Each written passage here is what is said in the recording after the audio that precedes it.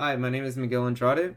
The selected building type I chose is a residential building in Southern California.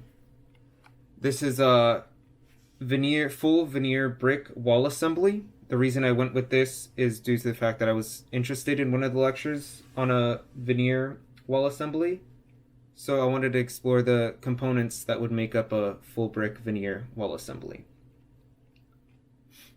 Now, the weather this would be facing in Southern California would be hot and dry during the summer.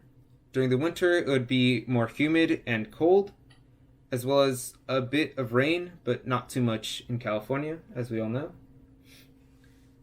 The product this is supposed to be representing here at the front would be the brick veneer. This is full brick, so it would be the whole brick as veneer.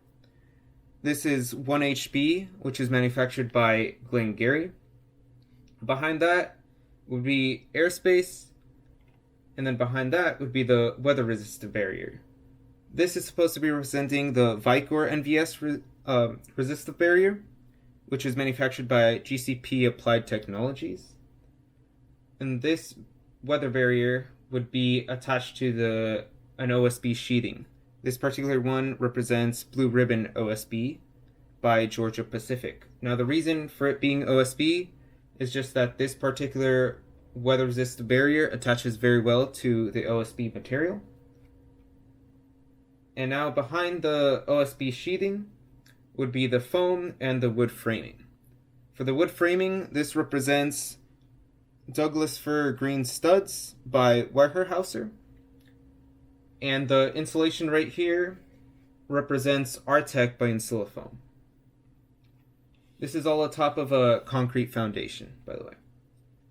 Turning it to the inside part of the wall assembly, or the interior part of the wall assembly.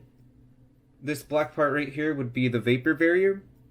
It represents the material of Griffin Type 65 by Reef.